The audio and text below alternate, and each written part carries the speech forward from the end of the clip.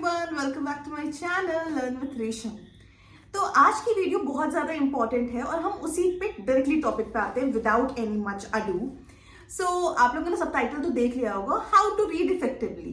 Basically reading तो बहुत तरह के हम लोग करते हैं कि कभी कभी हम लोग नॉवेल भी पढ़ रहे होते हैं, बट ये उस रीडिंग के बारे में हम बात नहीं कर रहे हैं। हम किसी कॉम्पिटिटिव एग्जाम की रीडिंग के बारे में बात कर रहे हैं जब हमें चीज़ों को याद रखना है। खासकर कॉम्पिटिटिव एग्जाम हो गया, आपके यूपीएससी हो गया, आपका नेट जेआरएफ हो गया, एसएससी हो गया, स्टेट सिविल सर्विसेज एग्जामिनेशन हो गया। तो इन सारे एग्जाम्स में क्या होता है, आपको बहुत सिलेबस बहुत है, सबका सिलेबस बहुत होता है, तो you have to cover multiple books. यहाँ पर 2-3 बुक्स की बात नहीं होती है, जो कि नॉर्मली हम जो भी कोई कोर्स कर रहे होते हैं, कॉलेज एग्जामिनेशन, स्कूल एग्जामिनेशन, वो बहुत डिफरेंट होते हैं। तो इन एग्जाम्स के लिए कैसे रीड करें effectively is very important. Read करने को तो मैं यानी पूरी बुक पूरे आज एक दिन में रीड कर लूँ, बट अगर मुझे इफेक्टिवली मैंने रीडिंग नहीं करी और मुझे इसमें से कुछ भी कंटेंट 1% भी याद नहीं है, तो कोई फायदा नहीं है इस पूरी बुक को रीड करने का। तो कैसे इफेक्टिवली रीड करें ताकि हमें चीजें याद रहें, आज हम लोग इस वीडियो में वो जानेंगे। तो सबसे पहले हम ऐसा नहीं होता है कि आज एक चैप्टर पढ़ा बस उसके बाद दोबारा उस चैप्टर को पढ़ना ही नहीं है कभी। This is the key of, मतलब किसी भी आप कॉम्पिटिटिव एग्जाम जो होता है, इसकी सबसे बड़ी की ये है कि आपको रिसोर्सेस को लिमिट करना है। मान लो आप हिस्ट्री पढ़ रहे हो, तो हिस्ट्री की आप मतलब एंशिएंट, मिडिवल, मॉडर्न हिस्ट्री, तो 3 पार्ट में डिवाइडेड है। एक आपकी वर्ल्ड हिस्ट्री भी आ जाती है, तो 4 पार्ट हम मान लेते हैं बेसिकली, तो उसकी 4 बुक हो गई। अब 4 से उनको हर सब, जैसे एंशिएंट की अगर मैं, ये R S Sharma, this is my favourite book. Basically NCERT है, जो पुरानी वाली एनसीईआरटी आती थी आर एस शर्मा वाली, उसी का ही आर एस शर्मा ने खुद से अपना पब्लिश कर दिया, वही सेम कंटेंट है इसमें। तो मुझे वो जो एनसीईआरटी होती थी उसमें मजा नहीं आता था उतना पढ़ने में, क्योंकि उसको थोड़ा सा पेजेस वैसे होते थे। इसकी थोड़ी सी बेटर है, थोड़ा मजा आती है मुझे इसमें पढ़ने में। मे बी मैंने इसको पढ़ा है इसलिए, that's the reason, I don't know, but this is the reason.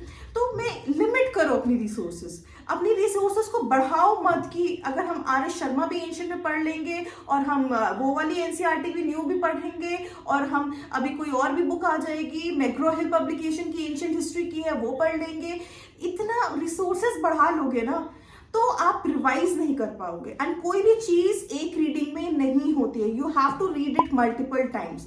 तो अब हम आ जाते हैं फर्स्ट रीडिंग पे, how to read first time. जब आप पहली बार पढ़ते हो ना, तो आपने अपनी बुक खोली, फॉर एग्जाम्पल सबसे पहले आपको जो इसका इंडेक्स होता है वो देखो। ऐसे नहीं कि रैंडमली चैप्टर उठाया पढ़ने बैठ गए, नहीं, इंडेक्स खोला आपने, ओके ये चैप्टर्स हैं, ओके एक आपने आइडिया लिया नंबर ऑफ पेजेस का, चैप्टर्स का, आपने अच्छे से इंडेक्स को रीड करा, ओके आपको इंडेक्स से ही क्रोनोलॉजिकल, अगर हम हिस्ट्री की बात करें तो इंडेक्स से ही क्रोनोलॉजिकल ऑर्डर पता चल जाएगा।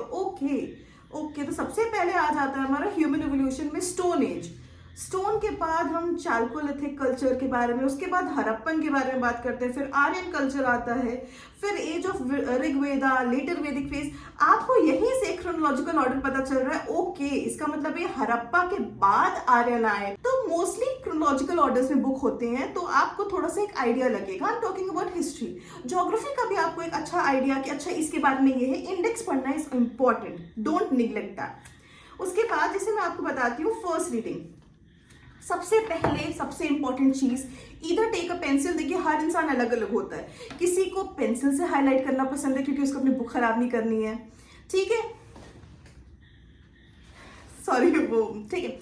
किसी को, देखिए हर इंसान अलग अलग होता है, किसी को पेंसिल चाहिए होती है क्योंकि उसको अपनी बुक नहीं खराब करनी है, किसी को पेन से फाइन है, कोई कलर्ड पेन से फाइन है, like I am fine with coloured pens, because मेरी बुक है, मुझे इसको ना कभी बेचना है ना कुछ, जिंदगी भर रखना है, और इसमें जब मेरे मार्क्स होते हैं ना तो मुझे बहुत अच्छा लगता है। तो this is what I am as a person. But कुछ भी हाईलाइटर लोग यूज करते हैं, कुछ भी हाथ में लेके पढ़ो, बिकॉज आपको ऐसे ही नॉवेल नहीं पढ़ रहे हो कि आपको ऐसी ना स्टोरी पता करनी है, आपको स्टोरी की चीजों को याद रखना है, डेट्स याद रखना है, मेजर इवेंट्स याद रखना है, नाम याद रखना है, बहुत सारी चीजें याद रखनी है। तो आपको you have to take something in your hand जिससे आप मार्किंग कर सको, ठीक है। तो फॉर एग्जाम्पल हम ये वाला चैप्टर पे आ जाते हैं, ठीक है। अब आपने देखो ह्यूमन एवोल्यूशन, ये वाला चैप्टर आ गया, चैप्टर 7th है। तो अब आप जब फर्स्ट रीडिंग कर रहे हो, तो फर्स्ट रीडिंग में आपको एक मेजर फर्स्ट रीडिंग इसलिए करी जाती है ताकि एक ओवरऑल आइडिया लग सके। अगर आप एक बार ये बुक पढ़ चुके हो, आपने सिर्फ पहली रीडिंग करी है, फर्स्ट रीडिंग करी है, तो उसके बाद आपको एटलीस्ट इतना पता होना चाहिए कि बुद्धिज्म जैनिज्म में एक बेसिक डिफरेंस। अगर आपको पूछा जाए कि पेलियोलिथिक, मीजोलिथिक और न्यूलिथिक, कि इसका क्रोनोलॉजिकल ऑर्डर क्या है, या हल्का सा इसका डेट आपको एक ना वो भी पता होना चाहिए कि पेलियोलिथिक आइस एज में था, मीजोलिथिक कौन से में था, तो मीजोलिथिक में क्या आया, न्यूलिथिक से हमने ये डोमेस्टिकेशन स्टार्ट कर दिया या एग्रीकल्चर का डेवलपमेंट हुआ।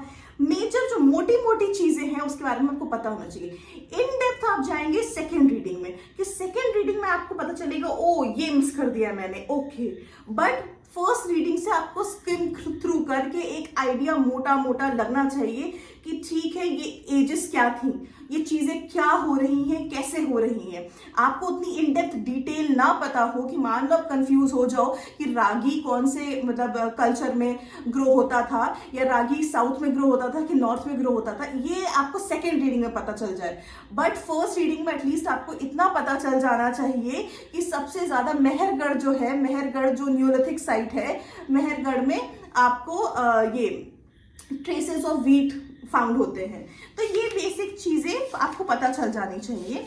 For example if I show you, और आपको ये इतना मार्क करते करते चलना है। मैं नहीं कह रही हूँ कि आप पूरा मतलब ना वैसे सब कुछ एकदम हर कुछ हाईलाइट कर दो, no, don't do that. Highlight the important parts only. For example जैसे आप ये भी कर सकते हो कि फर्स्ट रीडिंग जब कर रहे हो तो आप एक डिफरेंट कलर का पेन, मैंने जैसे पिंक बनाया हुआ है फर्स्ट रीडिंग के लिए और सेकेंड रीडिंग के लिए ग्रीन बनाया हुआ है। यूजुअली ये है, बट ये खराब हो जाते हैं, नहीं मिल रहा होता है तो चेंज भी कर देती हूँ, इतना कोई मसला नहीं है, बट थोड़ा आइडिया रहता है।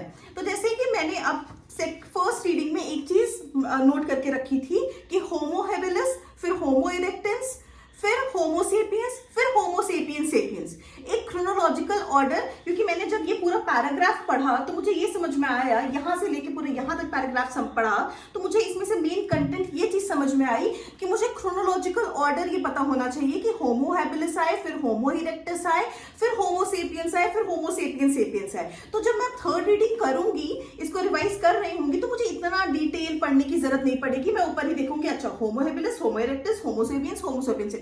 तो एक क्रोनोलॉजिकल ऑर्डर ये इंपॉर्टेंट था। मैंने ये जो पूरा 2 पेज में समझा पढ़ा तो मैंने उसको ऊपर हल्का सा नोट डाउन कर लिया जिस्ट में, ताकि मुझे रिवीजन के टाइम पे ये चीजें आसान हो। और मैं जैसे मान लो फर्स्ट रीडिंग इस बुक की 1 हफ्ते में कर रही हूँ, तो सेकेंड रीडिंग इसमें 5 दिन में कर ली, और अगर रिवीजन करना हुआ मुझे तो मैं इसको 2 दिन में भी रिवाइज कर सकूं, ताकि मुझे हर कुछ एक एक पन्ना नहीं पढ़ना है।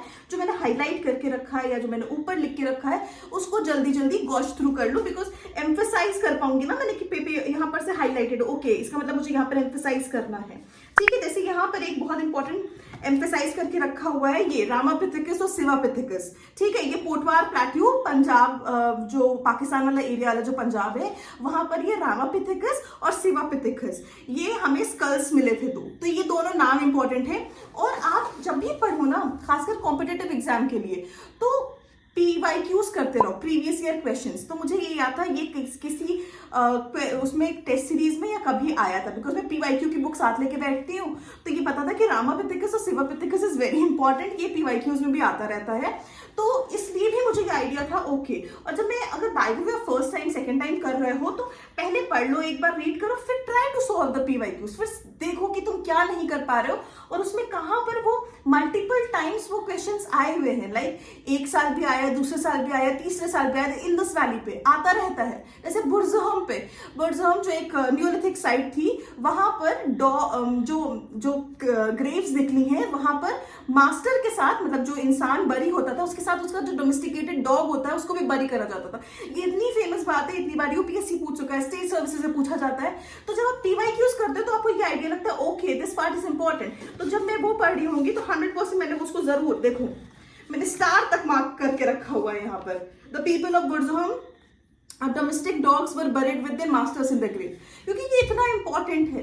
तो ये ऐसे आपको हाईलाइट करके चीजें तभी आपको याद होंगी, क्योंकि बिकॉज सिर्फ ऐसे बहुत लोग पढ़ते हैं, मैंने देखा है कि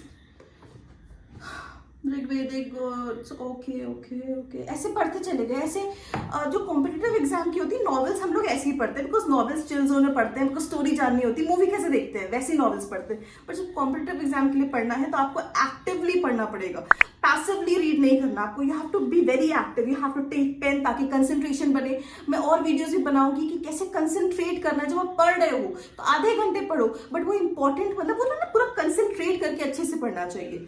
तो this is how you should read ना, first reading, second reading, third reading. मैंने एक जिस बताने की कोशिश की, आई होप इट हेल्प्स।